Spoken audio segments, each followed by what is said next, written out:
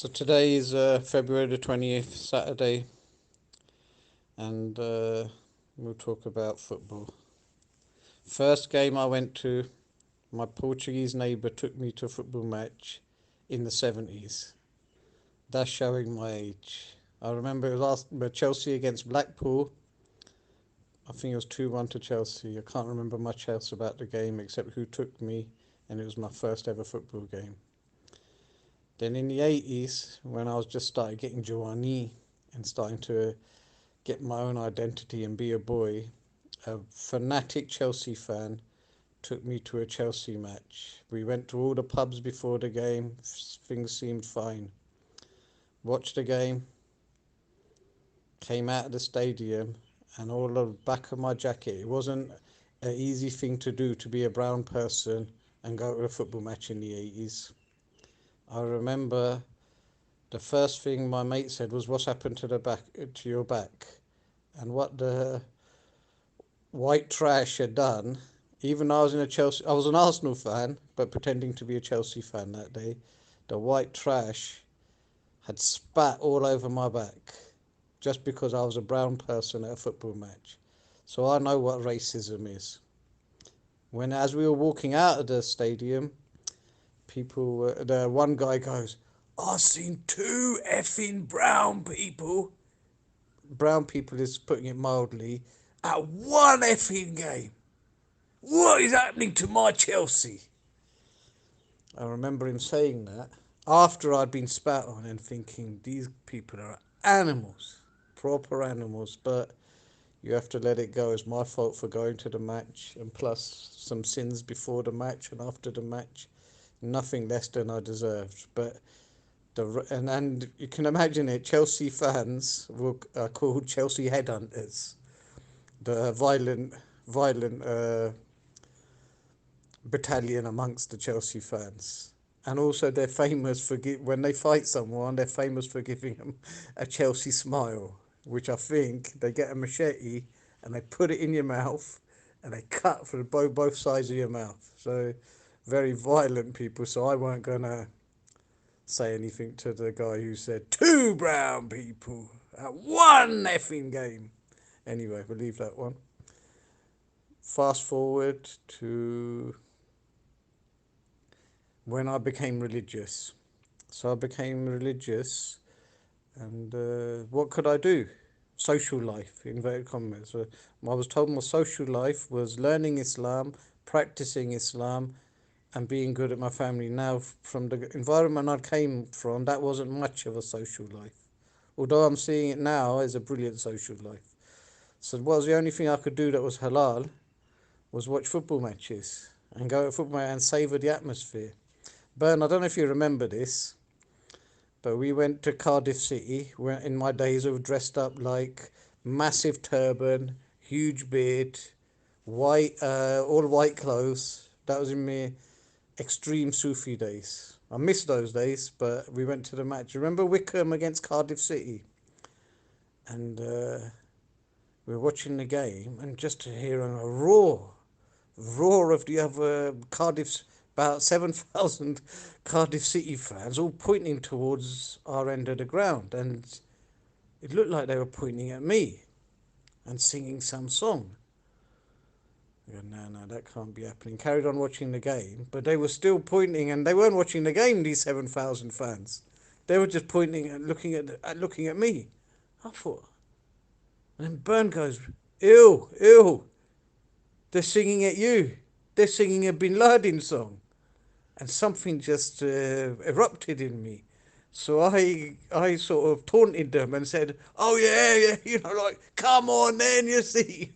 And you see these animal beasts sort of getting aggressive, singing and laughing. But I think they knew that I was joking and egging them on. It was part of the banter at football matches.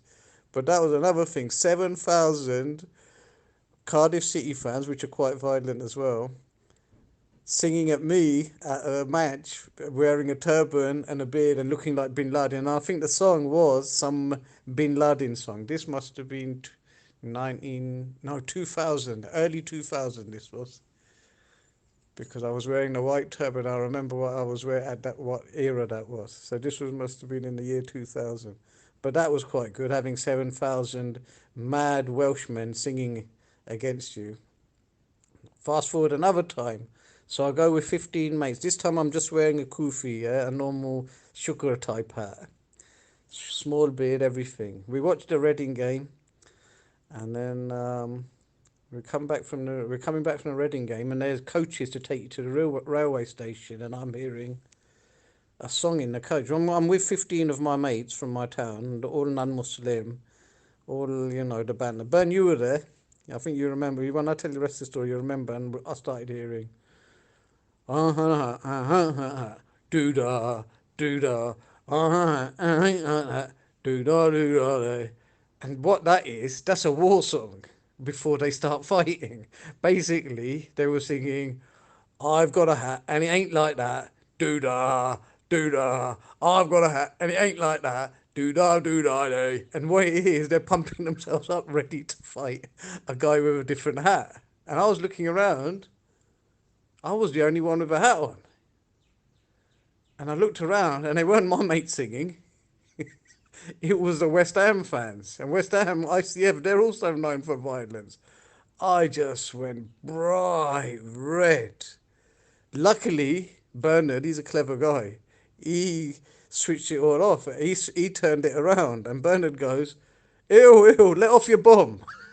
Let off your bomb, that'll teach him a lesson. And luckily, it simmered the atmosphere. But that was another close one. Do you remember that, Bern? And then I remember the last time, oh no, 6 minutes. I've got about 2, 3 stories left. It's going to be a long one. I remember the last match I went to at Reading that I can remember was when I think I was with you again, Bern, and we went to watch Reading in a midweek game, and they were singing. I was taking death seriously, life seriously, the meaning of life seriously, and the Reading fans were going, "I'm Reading till I die. I know I am. I'm Reading till I die." And I thought, these guys have got not a clue about the reality of life. And they're singing, I'm Reading till I die, I am, or whatever nonsense they were singing. That annoyed me. So after that, I vowed I would never go to a football match again. When I realised how detached from reality. But then, my son, he's starting to get to 8, 9, 10 years old, and he's turning into a bit of a football fan. He loves playing football, and he wants to watch football. So, Bernd, do you remember this? I think me and you went to the semi-final of the Arsenal Reading. And I'm so happy we were doing the traditional English things. Going to the pub before the game, the Arsenal Firm pub. And I remember this is something so beautiful. My son, he goes he comes and he needs to use the toilet. He's in the pub. We're sitting outside in the garden, and he said, I need to use the toilet. I think Steve Levitt, he took him into the pub, and my son just come out crying. It was the first time he's ever been in a pub, and he needed to use the toilet, and he just come out crying. And I thought, huh? What's happened to him? And he goes, Dad, they were all singing in the pub and it scared me. He was only 7 or 8 years old, but he made me so happy. Hopefully, inshallah, he'll never go into a pub again. There are many other stories about our football matches. But, Bern, you got any take on this? If it's clean, if what you say is clean, you got any take on this? Since you were at most of these experiences. If you got your own take on them, then you put it. And then if I agree and the podcast administrator agrees, we'll put your podcast in as well. Give your version of events.